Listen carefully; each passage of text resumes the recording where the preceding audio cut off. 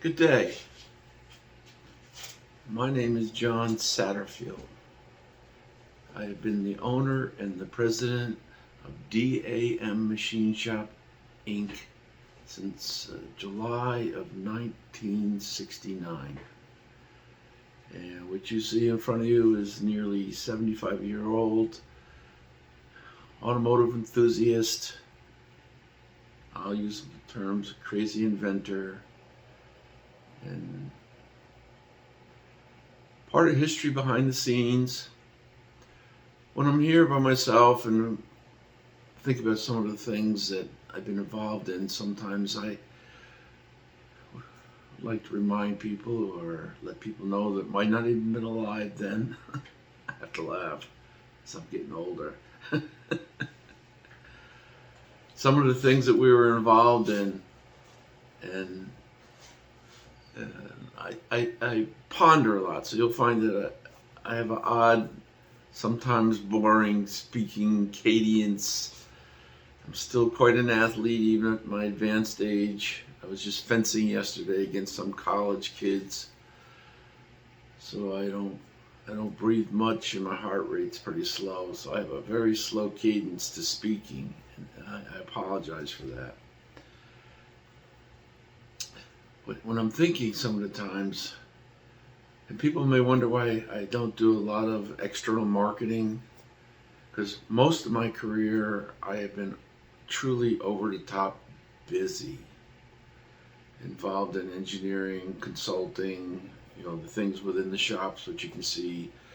I have 6 patents, which I keep in this one small office where the laser is at my business, and a picture of Lance Abbott's championship top sportsman, a very good family, good friends. Also on the other side is when Billy Mayo owned A Altered Automatic, and Sal Biondo drove it, and he was winning championships. And then Sal moved on with Vinny Barone, was winning championships. So we've been involved in pro stock, boat racing, auto racing championships, just a ton of championships. I think my first championship I was involved in was maybe a couple of years after I was in business, a circle track championship locally.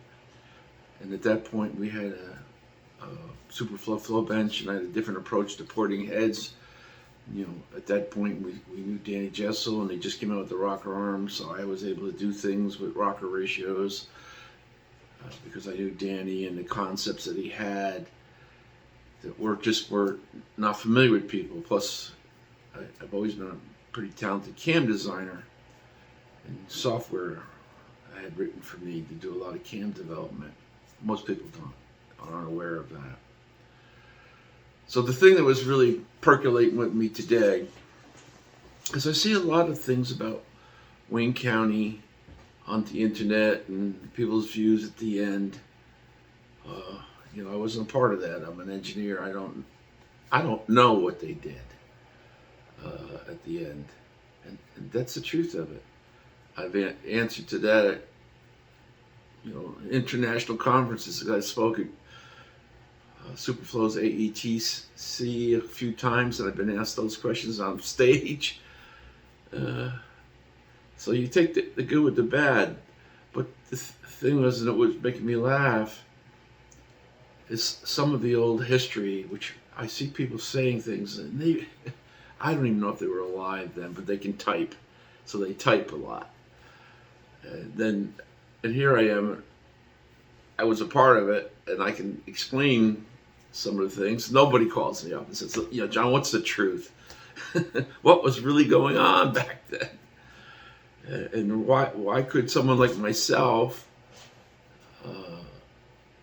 be misled? That's, if they ended up doing something at the end, you got to realize I was misled. Did I think that their performances were possible? Absolutely, based on what we were doing.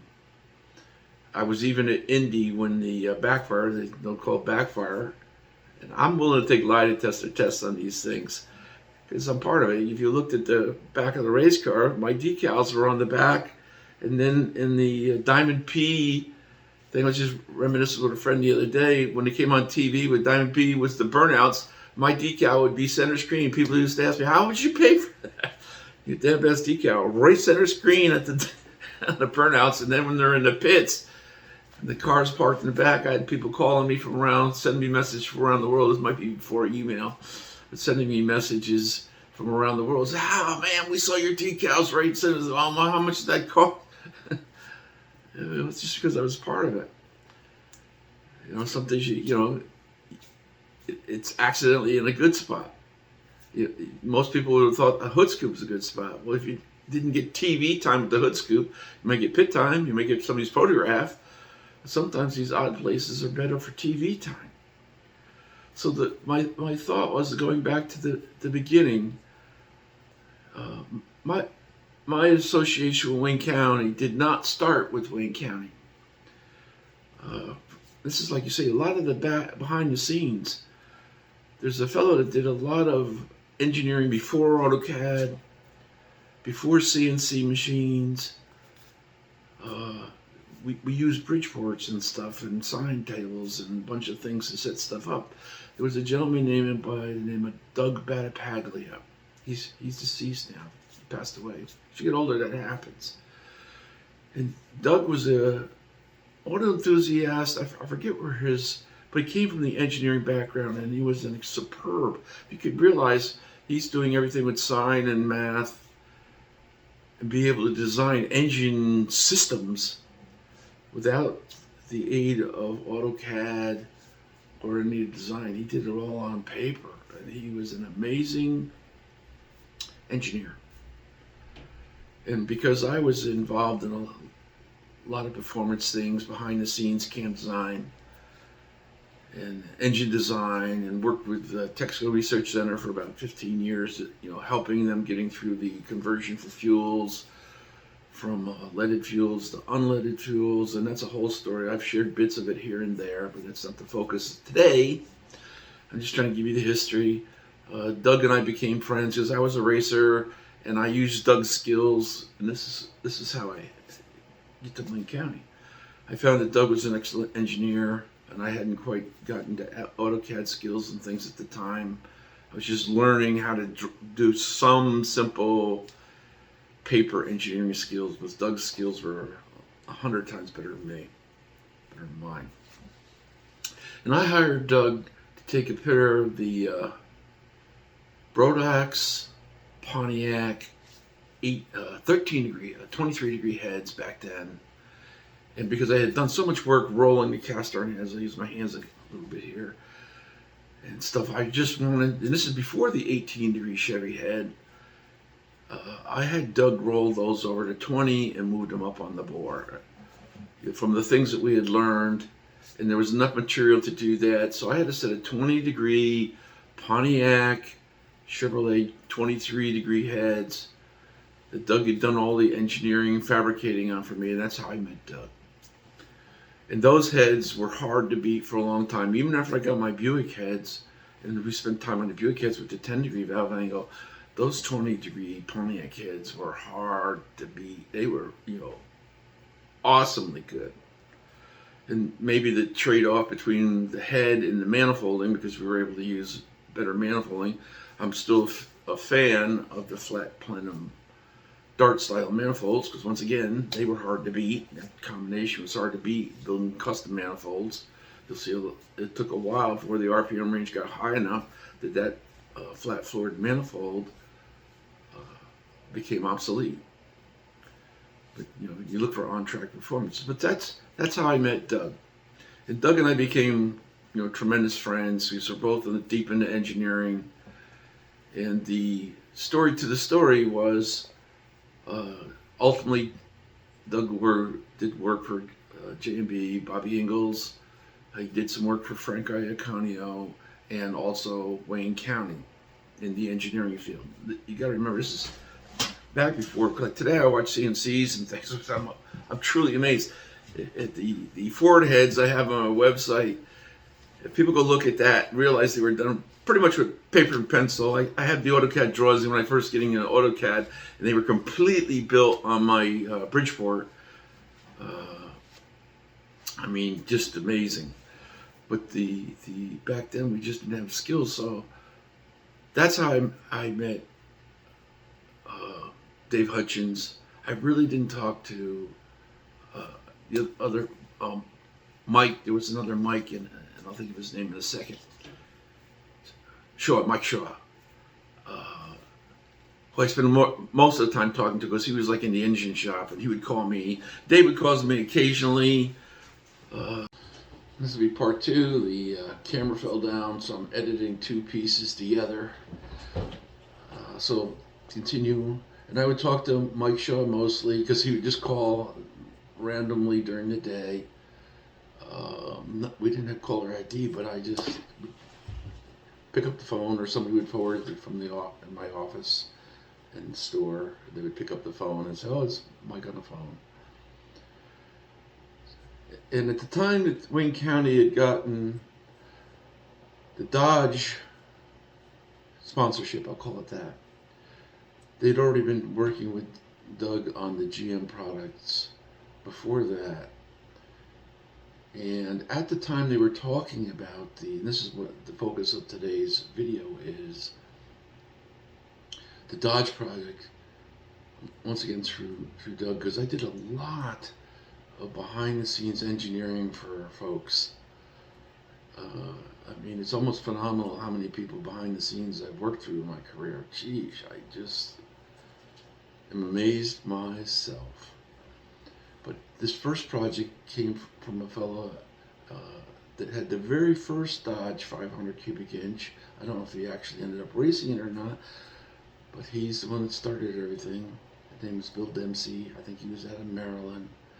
And Doug had recommended me to fabricate the 500-inch block assembly, which, once again, you remember, we didn't have CNCs and things, and Doug knew my Bridgeport skills because I did a lot of diesel work, and we had a full machine shop and research center here. So we were capable of doing this. So I don't remember who cast the original block. I don't think it was Brodax. It was somebody in the Mopar world, and they sent the block, and I was working on it. We were going to adapt the bores and things that it so happened Wayne County was using in the GM, and Wayne County knew of this project because they were getting ready to do the Dodge, and it also had the TFS1 heads. I think that's what the name of the they're Casper Brodax, but the fellow out in the Midwest was making these heads, and so he was going to run those. So we were going to make the block fit those heads and fit the current sizes that GM was. We took the block down. I think it was like a 10-inch deck block down to a 9/400 or whatever was common for the Chevy at the time, which means we pretty much eliminated the deck material. We put sleeves in it. I had Dorton make flange sleeves because we had done so much stuff. Oh, it's just amazing the amount of stuff that we did that's current thing now, that we would re-sleeve engines and modify bore positions, and this is stuff with just standard equipment. It's completely amazing of all the things in depth we did for so many folks. So we got the block, and people may not know, but the journal size in the Mopar is the same as its Chevrolet. So there's some similarities. So we're able to do quite a few things to the block to get it near Chevrolet. And I have to laugh. Oh, guys, sheesh, you guys got to get to know me. But I'm in the shop, and sometimes I'm trying to get these sleeves and fit in this skinny little block, because the Mopar bore center was 4,800. And big block Chevy was 4,040, and you would think that wouldn't mean much, and the Ford was 4,900. But trying to squeeze stuff into, and you're missing 40 thousandths or something like that, and the bolt position was crowded around the bores because it was never meant. So I'm in the shop, which is over my shoulder. I'm in a small office now, cussing stuff, cussing things out. Oh my God, because I had to manufacture gaskets and stuff too. Like when we got into the Dart engine, the Dart Buick, You couldn't keep head gaskets in those things. You started making power because the decks would deflect. Jesus. And bolts. And, oh my God. I have to laugh because, man, I'm laughing now because I was cussing stuff out there. Cussing stuff out. So I got this aluminum block on my Bridgeport. We're trying to make a thing, and I'm just trying to get the sleeves to fit and things and engineering because you got the length and you're in water jackets and oh my God, and I'm cussing this thing out to the highest degree. And I know Mike called me or Doug called me right in the middle of cussing stuff out, and I think it was actually Mike Dave Hutchins. Dave Hutchins called me because I was thinking Mike Sullivan. I didn't talk to Mike Sullivan that much. Mike Shaw. And Dave calls me up, I think it was, and I'm just cussing this thing. It's not even his engine. He says, John, what the hell's going on? Why are you so upset? I said, Dave, there's no way that we're going to get a functionally good engine, because I just had this thing. I did so much research for folks. People just call me just, will this work? I mean, truly, will this work? And I would just say yes or no. And that would be the end of it. So I had a real instinct for these things. I said, there's no way we're going to make a functionally good engine with a 400. It just is impossible. There's bolts too close. There's no road, this, that, I'm just rambling off because I'm beside myself crazy. Because I'm making it fit.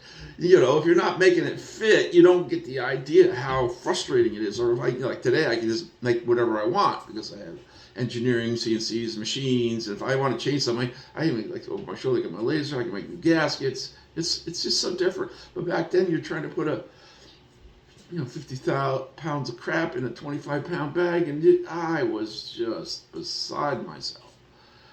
This is not going to work. It's just not going to work. So this is when one of the stories of Dwayne County came out, where they were running the GM block. What? Because I was that guess. You guys were on the phone. You guys do not know me. I'm beside myself, upset, because I just knew every fiber of my body this thing was not going to work. Dempsey, he wasn't pro stock trying to win up champions. He just wanted to build a car. But I'm doing this thing, and I just know it can't. It has no legs. It's a headache. So I'm just half flipping out on. He's kind of eavesdropping on the insanity in my head about the bolt spacing and this and that. Oh my God. So I said, Dave, it's got to go 40, it's got to do this. I said, this is what I said, we can even use, because you get blank decks, we can move the bolt pattern to a Chevrolet and it'll be in a good bolt. Why make gaskets? Because you got to remember, I'm already gone through the trouble of making gaskets for the Dart Buick heads, and that had me crazy. So I'm just cuckoo for Cocoa Puffs on the boat, saying this is not going to work. Dave got the hint, because what happened? He called P&S, and this is where the other story got. He was not running a Chevrolet block, but he just knew. Dave knew if I was that ranting crazy, that it wasn't going to work. So he got P&S to build. They had lots of time, and NHRA said you could run a block that wasn't original. So they ran a P&S block, because they had the same Chevy mains, even though they had moved the rest of the Chevy, and then later on it had to get moved to the center. And then he put the bolt pattern for the new, I think TFS heads. I'm going to say that for now. And if that's not the right initials, somebody will correct me. I am positive of that. And because they never ran the standard heads. Anybody in the know knows that. They had to be in the original castings. They had to have the original things. But once again, Doug, being the engineer he was, all we ended up doing in the first ones was run the short port design from a Chevy, because for Doug, you just take the point. It's like you would do an AutoCAD today. You take it from here, you put it there. AutoCAD, you can do a copy paste of that. Or in SolidWorks, you would do the same and just move it to another position. So back then, Doug would go to Brodax, because they were Brodax castings, scrape the molds so the heads were almost solid, and then he would do a mirror image short port GM ports in the 10-degree valve angle. What a whopping amount of work. But why were the heads better? Because they were better. Consider when everybody else is running 20-something degree big block heads, they're running 10-degree Chrysler heads. So the chamber was better speed. Was it perfect? No, because the center exhaust ports was the problem there. But most people didn't realize behind the exhaust plates at some point. I wish I had thought of this. Doug told me later, Dave was so tired of welding, Dave would tell me he would get home and they would just put a new piece of metal in between the exhaust ports every time. And they were tired of that. So they made one long exhaust port flange and they went behind the exhaust port flange and just milled everything out. So water would be behind the exhaust flange. You took the exhaust flange off, nothing there.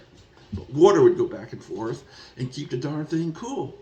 Because the problem wasn't, if you looked at this, and this it is an honest question, and back in the, I'm going to say 90-ish, and you had a big block Chevy, your best rear Morrison ported head at 20-something degrees, and you were able to run that head at 10 degrees back then, how much advantage in the combustion chambers would there be? And piston flame, and all that good stuff. And there were so many good things that we were able to do. Yes, I was doing the carbs back then for Wayne County, and there's, some days I can show you the little tricks and things we did. May have added more fuel at the end. Once again, I'm not privy to that. But boy, I worked my butt off on the engineering side, like cam diameters, rollers, that, because I was very close to Danny Jessel too, and did a whole lot of the things. The original cam belt, Jessel belt, was from my Valtrain dyno. Then he's came up with Gus from H&G, and they saw me running the Valtrain dyno at my earlier location, and Danny asked me, why am I using a belt? And I says, I'm using a belt because it's stronger than a chain. Poof, Danny went back and made the Jessel belt.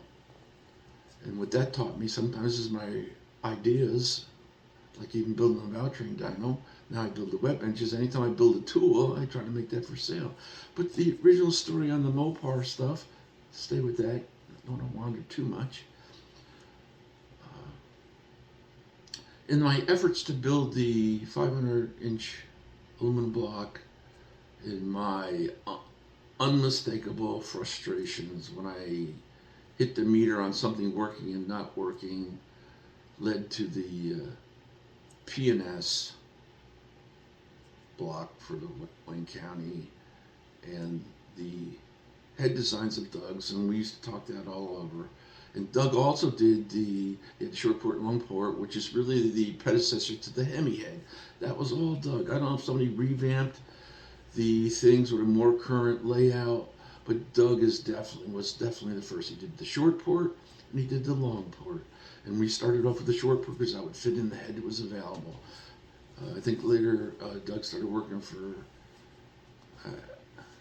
Alan, and that one, because it was also paid for by Chrysler, so they probably already had some of it in the Chrysler history, whatever. And so Doug deserves credit for some of these engineering things. Just once you get into engineering, it's easy to move things around, but you're back in paper and pencil. It is not quite so easy. And like I'm building stuff on a Bridgeport, it's not the same. It's taking a big piece of aluminum, making a few mistakes or whatever. It literally was like hacking your way through the woods, like Lewis and Clark in the beginning. So I'm going to try to do a few of these little stories, and depending on what people comment about my aging process and my memory, they're welcome to leave comments. Usually I suggest, because they don't really get onto the YouTube page, you can either send them to me email, info1@danbest.com, or drop them in on Facebook. It's danbest.com also. And have a great day.